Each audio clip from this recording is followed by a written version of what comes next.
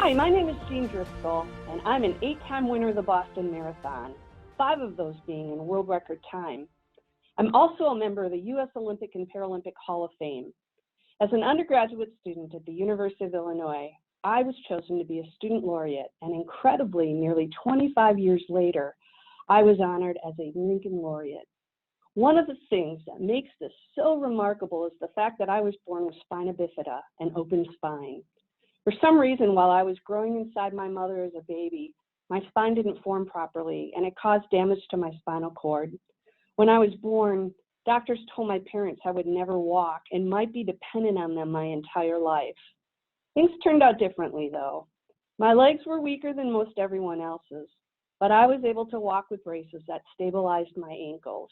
And it turns out I wasn't dependent on my parents beyond the normal time frame.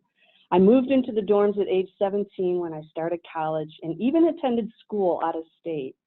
Eventually, I had to start using a wheelchair, and it did change my life, but for the better. There are people who see me as courageous because of my disability. For me, though, disability is a characteristic like hair color or eye color, not a defining principle. It's what's inside that counts. Overcoming some of the obstacles in my life may have taken courage. And maybe it's part of the fire inside that wouldn't let me settle or give up. Courage has definitely been part of my story. The root of the word is cur and means heart. It was a strong feeling inside that drove me forward in life.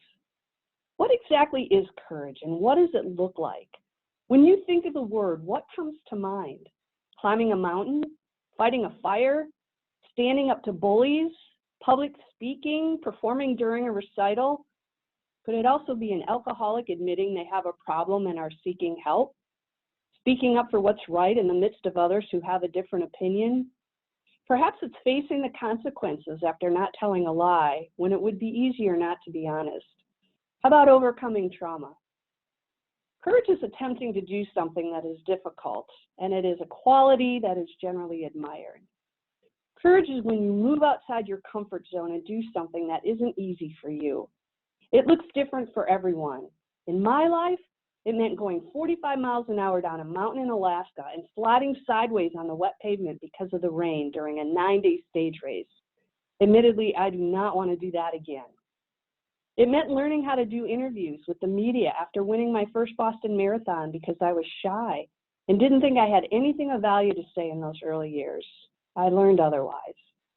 It has also meant going to the hospital and visiting lots of doctors. I was traumatized by needles and medical procedures as a child, and even now as an adult, I hate having blood drawn or getting stuck with any kind of needle. The difference is I no longer fight the nurses and doctors.